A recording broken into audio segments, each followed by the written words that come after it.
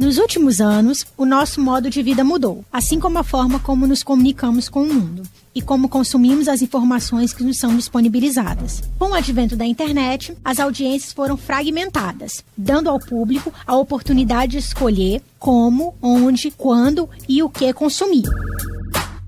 Tourinho, qual é a sua opinião sobre o consumo de informações atualmente?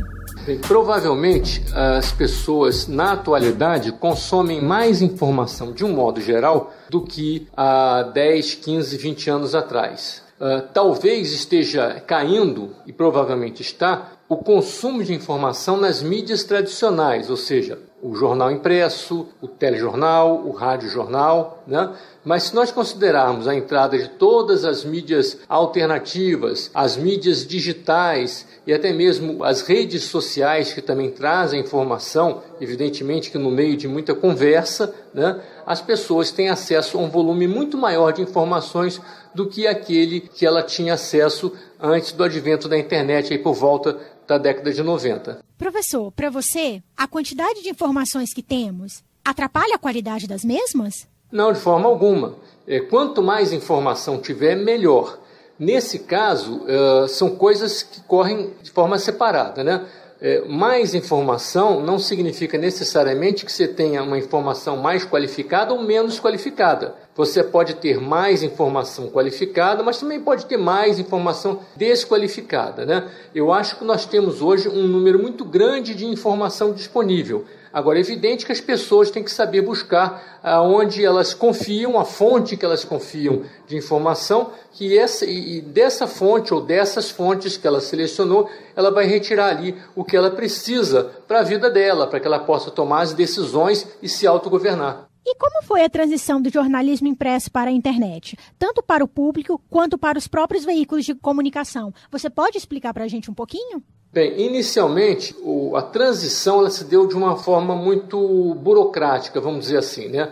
Os jornais impressos eram praticamente transportados, como fosse um xerox, né? Eles eram transportados da mesma forma para a internet. Não havia uma adaptação de linguagem, não se utilizavam os recursos da internet. Nas redações, essa adaptação também foi sendo feita de maneira muito lenta, né? As pessoas desconheciam as capacidades das novas plataformas digitais, como deveriam agir, a utilização de hiperlinks, de recursos multimídia, até porque boa parte desses recursos não estavam disponíveis logo que a internet comercial começou no Brasil, né? Muitos desses recursos foram surgindo depois. Então foi uma transição lenta, né? Uma transição lenta, mas foi feita de maneira segura. Não houve nenhum grande caso, nenhum grande problema nessa transição. Foi lenta, as pessoas botavam na internet as informações do dia, mas naquele momento não se apostava tanto assim na internet, né? Tanto que os melhores jornalistas, os mais experientes,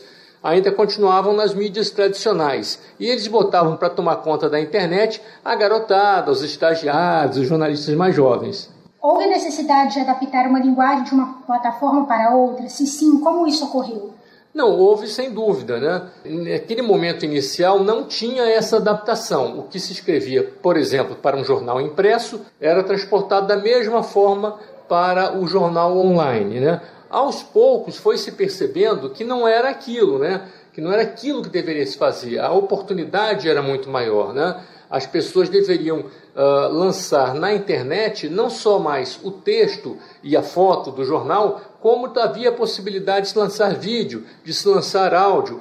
Então foi criando um novo ambiente para a comunicação que traz até os dias de hoje, até uma certa confusão na identidade, na natureza das mídias. Por exemplo, o rádio, seu formato tradicional, ele é áudio. Mas quando o rádio vai para a internet, ele é áudio, ele é vídeo, ele é texto, ele é foto, ele é tudo. A televisão também é isso tudo. E o jornal também é isso tudo. Então, o que identifica, o que caracteriza cada uma dessas plataformas? Elas vão ficando cada vez mais parecidas, né? É claro que hoje uma plataforma do jornal online ainda dá mais peso para o texto e para a foto.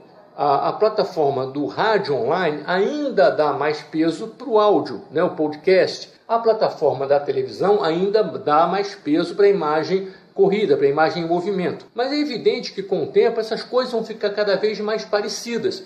E E o que vai sobressair são as marcas dos veículos, né? Se é, por exemplo, CBN, Tribuna, Gazeta, Band News, TV Gazeta, TV Vitória, TV Record News, enfim, isso tudo aquilo vai virar apenas uma marca, porque o conteúdo será todo muito parecido, né? Evidente, resguardado aí o talento e a capacidade de produção de cada uma dessas equipes.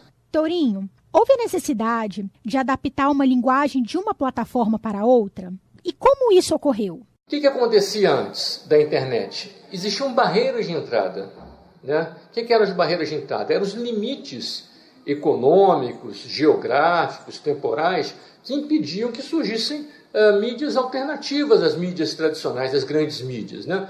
Então, para alguém ter uma televisão, por exemplo, ele tinha que ter uma concessão pública, geralmente tinha que ter uma associação com uma grande rede e tinha que ter dinheiro para comprar equipamentos que são muito caros, que eram muito caros, principalmente naquela época. Para você ter um jornal, você precisava montar uma gráfica que era muito cara e contratar muita gente, né, ter um espaço muito grande para montar uma redação. Hoje, com a queda de barreiras de entrada, porque a internet abre novos espaços, então você vê, por exemplo, o YouTube. Então é possível você abrir um canal de televisão no YouTube, como muitos abriram, né? E ali a gente pode considerar uma mídia alternativa, né? Se o sentido alternativo é alternativo em relação à mídia tradicional, à televisão tradicional. Mas é um canal de televisão que está lá no YouTube. Assim como existem os jornais alternativos, nesse contexto de internet, que estão lá espalhados, eram jornais que não existiam na imprensa tradicional, né? Televisões, rádios alternativos. Esse conceito alternativo ele ganha uma nova dimensão agora no mundo da internet, porque ele se espalha numa dimensão muito maior. Antigamente, antes da internet, no período onde existia apenas a mídia tradicional, você também tinha alguns alternativos, por exemplo, os impressos alternativos, também chamados de nanicos, né? Imprensa alternativa, que eram jornais de poucos recursos financeiros, geralmente de oposição, né? Isso teve muito na época do regime militar, onde você tinha jornais de oposição, que eram pequenos e eram alternativos, porque eles traziam não só um modelo de negócio diferenciado menor, mas eles eram alternativos principalmente na postura ideológica, né, diferente daquela que predominava na grande mídia.